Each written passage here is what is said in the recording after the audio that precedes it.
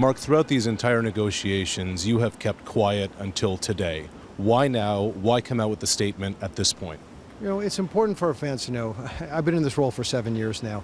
We've been building this league. We want to continue to move the league forward. We've been very quiet. I've been crystal clear with our players and with our owners that we're going to keep these behind closed doors. When the players came back with a proposal that was completely unrealistic to where we're trying to go, where we're trying to build, and they rejected the proposal that we had, we have a legal obligation. We have the opportunity to go forward and talk to the players, and that's exactly what we did. Why is it unrealistic? Essentially, it's throwing us back to the dark ages. When you look at a 6.5 million cap and growing from there with revenue sharing, which we said revenue sharing doesn't work for our league. Listen. Why not? We are and I've worked at Major League Baseball, I've worked at the NBA.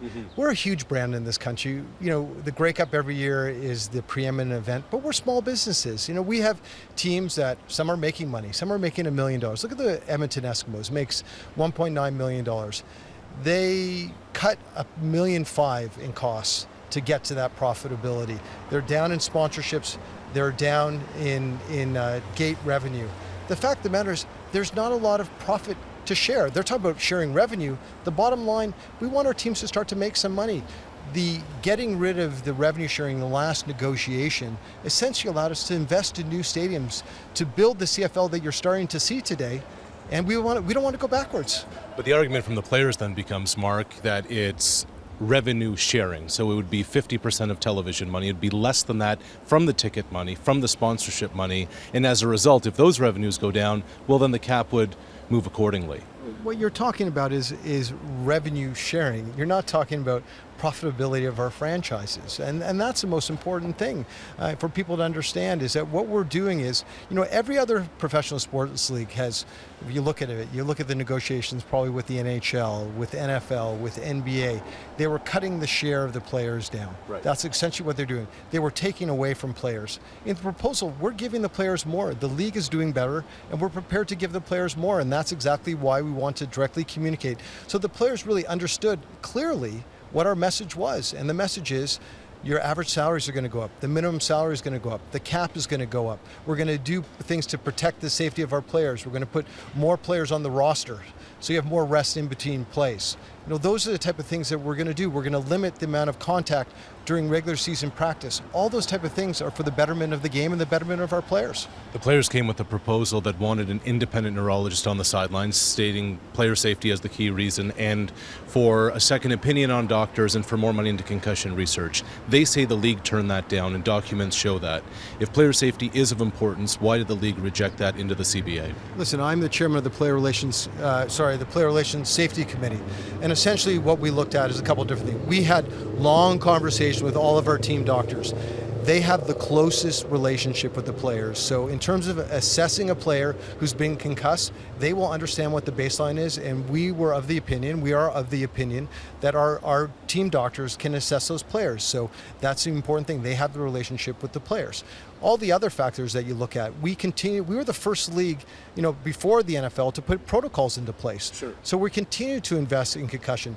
But why not have an independent neurologist on the sideline? Well, because we've spoken to our doctors about it, and they feel they are in the best position because they know our players to assess the health of our players, and that's why. That's exactly why. And as it relates to the other question, as it relates to a second doctor, in Canada, we say go and get a second opinion. You absolutely can go do that.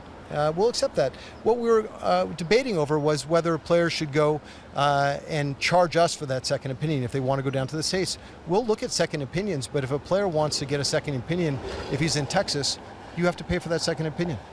The cap last year was $4.4 million with television revenues of around $15 million. Now you bring in $40 million, and effectively in what you proposed today was a cap of $5 million next season and moving forward for the duration of the CBA, give or take. So the players say, We effectively have an additional $2.7 million of revenues, but we're only receiving $600,000 more.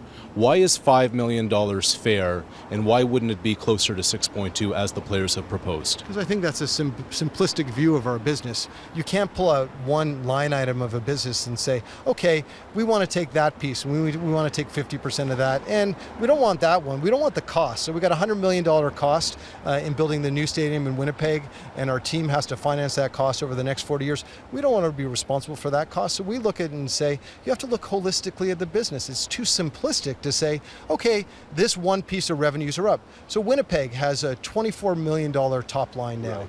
So we're going to distribute maybe about $2.2, $2.3 million more out of the TV deal. We're going to retain some of that to invest in important things for this league, fantasy football, targeting young Canadians and new Canadians to get them into our game. Data analytics to really understand how do we get fans into our game.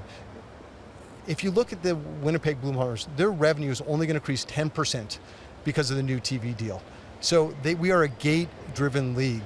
And what we're saying to them, you got to holistically look at the whole business. You can't just look at the top line. A lot of fans are wondering, will there be football in 2014? Mark, will there? Absolutely, we are working our hardest to make sure that there is football in 2014. We want the players to come back to the table. We want to be at the table to negotiate a fair and reasonable deal. We want there to be a preseason. We want the league to start on time. We have such momentum in this league. That's the issue here, right? I've never been more proud of where we are as a league. Listen, I sit down, I talk to our fans, I talk to our season ticket holders, I do tweet ups with our fans, I go out to events with our players, we have a good relationship with our players. This is trying times, this is tough.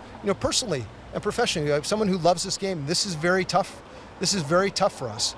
But the fact of the matter is, we're stewards of this game, and I always said I want to leave this league better than when I started, and we've got to make sure that these negotiations allow us to do that. The proposal from the league at the end of the deal was just north of $5 million, just shy of 5.1. How high are you willing to go as a league for a salary cap moving forward? And I think, that's a discussion with the players, and we're happy to discuss that at the table. But, we clearly want to get to a point that we think there's a deal that makes sense for the players and makes sense for us, so we hope that they'll come back to the table.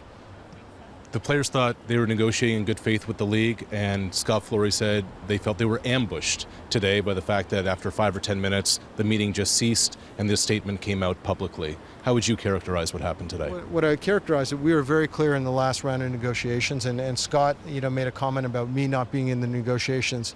I think there's a difference of being at the table, and being part of the negotiations. So clearly, I was there at the first meeting and continue to be consumed with these discussions, because this is all about the future of our game. But labor, and Ed Molsa will tell you this, in labor negotiations, when one party rejects a party's position, you have the ability to go talk to the membership, and that's exactly what we did. Mark, thanks so much. All right, thank you.